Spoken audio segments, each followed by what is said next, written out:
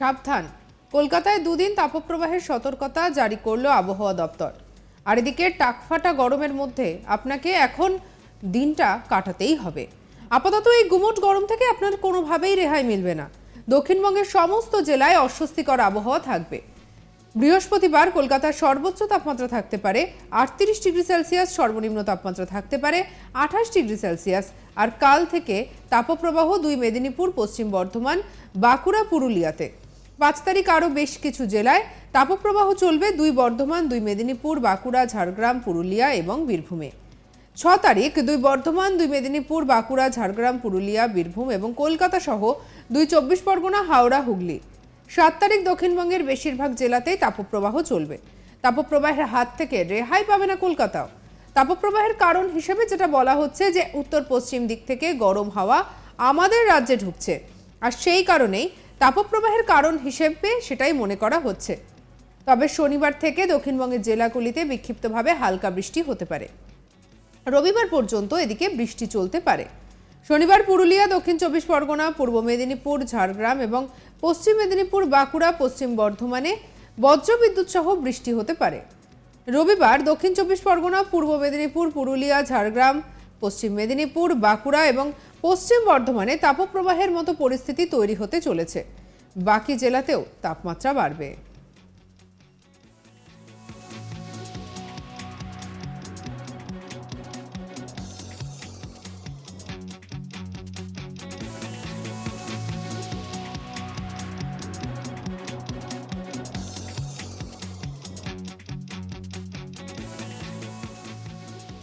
কে বলছেন আবহাওয়াবিদ, শুনবো। দক্ষিণবঙ্গ থেকে শুরু করি। তো কথা হচ্ছে যে যেমন আজকে আজকে দক্ষিণবঙ্গের বেশ কিছু জায়গাতে আমরা উষ্ণ আবহাওয়া এবং অস্বস্তিকর আবহাওয়া এক্সপেক্ট করছি। কাল থেকে তাপপ্রবাহ সবকটা জেলাতে নয়, বেশ কিছু জেলাতে, যেমন আপনার বলছি ইস্ট মেদিনীপুর, তারপরে আপনার ওয়েস্ট বর্ধমান, বাঁকুড়া এবং পুরুলিয়া, মানে পশ্চিমের জেলাগুলোতে।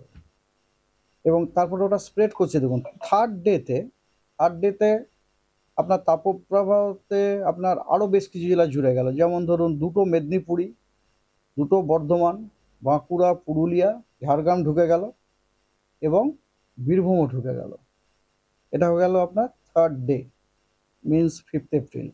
6th ডেতে আরও বাড়লো। মেদিনীপুর মানে আমি কিন্তু 2টো মেদিনীপুর বলছি, বর্ধমান, 2টো বর্ধমান, বাঁকুড়া, পুরুলিয়া, ঝাড়গ্রাম, বীরভূম।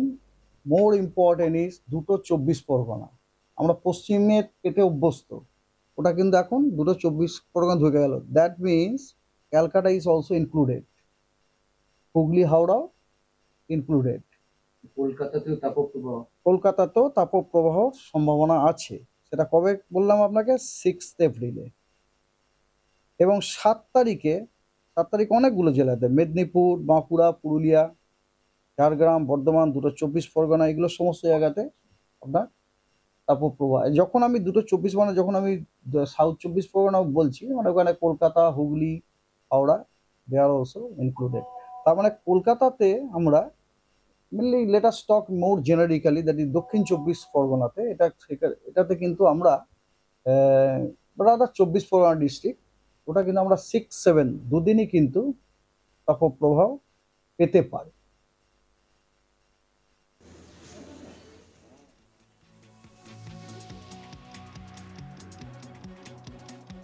উত্তরবঙ্গে প্রত্যেক দিন বজ্রবিদ্যুৎ সহ বৃষ্টিপাতের সম্ভাবনা থাকে। 40 থেকে 50 কিলোমিটার বেগে ঝোড়ো হওয়ার সম্ভাবনা থাকছে। কারণ হিসেবে বলা হচ্ছে যে পশ্চিম বাংলাদেশের ওপর একটা নিম্নচাপ অক্ষরেখা রয়েছে, আর তার ফলেই এই বৃষ্টিপাত। কি বলছেন এই নিয়ে আবহাওয়াবিদ, শুনবো। একটা বাংলাদেশ বলতে আমি বলতে চাইছি বাংলাদেশের ওয়েস্ট, এক্সট্রিম ওয়েস্ট থেকে একটা নিম্নচাপ অক্ষরেখার মতো পাস করছে ইস্ট ওয়েস্ট, সেটা আমাদের একদম টপ উত্তরবঙ্গের যে একদম নর্দার্ন মোস্ট যে জেলাগুলো, ওগুলোর উপর দিয়ে পাস করছে। This is a very good triggering mechanism. এটাকে আমরা বলি লার্জ স্কেল মানে সিনপটিক ফিচার আর কি। এই মেকানিজমটা আপনার করতে, আর ওখানে কি হচ্ছে বলতো, এয়ার মাস টাইপের, মানে যখনই আপনার এরকম ধরনের একটা থাকে, ইস্ট ওয়েস্ট টাইপের অক্ষরেখা থাকে,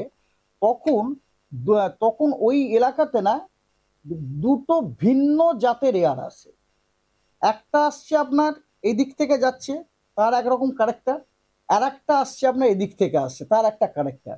মানে এটা এই দুটো ভিন্ন ধরনের এয়ারের যখন সম্মিলন ওখানে যখন হয়, তখন লিফটিং হয়, তখন এক ধরনের থান্ডারস্টর্ম হয়, ওটাকে আমরা বলি এয়ার মাস থান্ডারস্টর্ম। এইগুলো খুব টিপিক্যাল কোথায় বলুন তো দেখি, ওই এক্সট্রা ট্রপিক্যাল ল্যাটিচিউডগুলোতে। এগুলো কিন্তু আমাদের এরিয়াতে এতটা টিপিক্যাল নয়।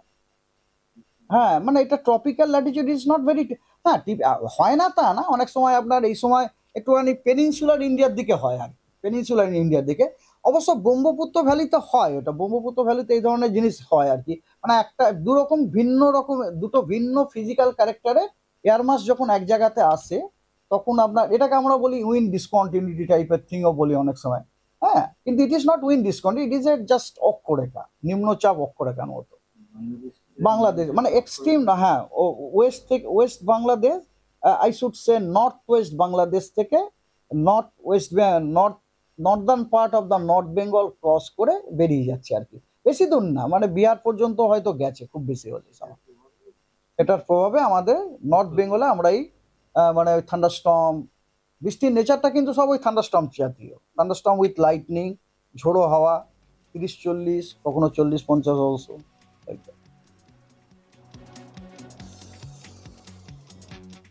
বুঝতেই পারছেন যে একেবারে যেটা জানা যাচ্ছে, একদিকে তো ভীষণ গরম তাপপ্রবাহ, আর এই এপ্রিল মাসের শুরুতেই যেভাবে গরম, তাতে সত্যি বলতে গেলে কি চিন্তা যেন বাড়ছে। জানা যাচ্ছে যে কলকাতায় 2 দিন তাপমাত্রার সতর্কতা জারি করেছে আলিপুর আবহাওয়া দপ্তর। আর এদিকে যেটা জানা যাচ্ছে যে টাকফাটা গরমের মধ্যে আপনাকে এখন দিনটা কাটাতেই হবে। আপাতত এই গুমোট গরম থেকে রেহাই মিলবে না, দক্ষিণবঙ্গের সমস্ত জেলায় অস্বস্তিকর আবহাওয়া থাকবে। বৃহস্পতিবার কলকাতার সর্বোচ্চ তাপমাত্রা থাকতে পারে 38 ডিগ্রি সেলসিয়াস, সর্বনিম্ন তাপমাত্রা থাকতে পারে 28 ডিগ্রি সেলসিয়াস। আর এদিকে তাপপ্রবাহ 2 মেদিনীপুর, 2 পশ্চিম বর্ধমান, বাঁকুড়া, পুরুলিয়াতে 5 তারিখ আরও বেশ কিছু জেলায় তাপপ্রবাহ চলবে, 2 বর্ধমান, 2 মেদিনীপুর, বাঁকুড়া, ঝাড়গ্রাম, পুরুলিয়া, বীরভূমে।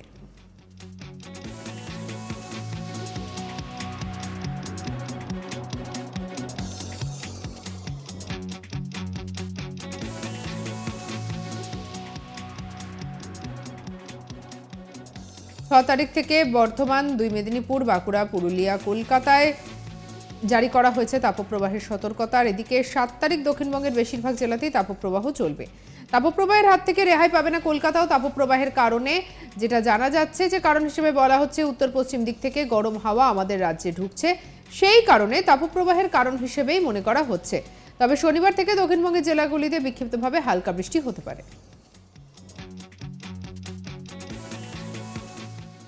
সঙ্গে রাখুন আজ তাক বাংলাকে, সাবস্ক্রাইব করে নিন।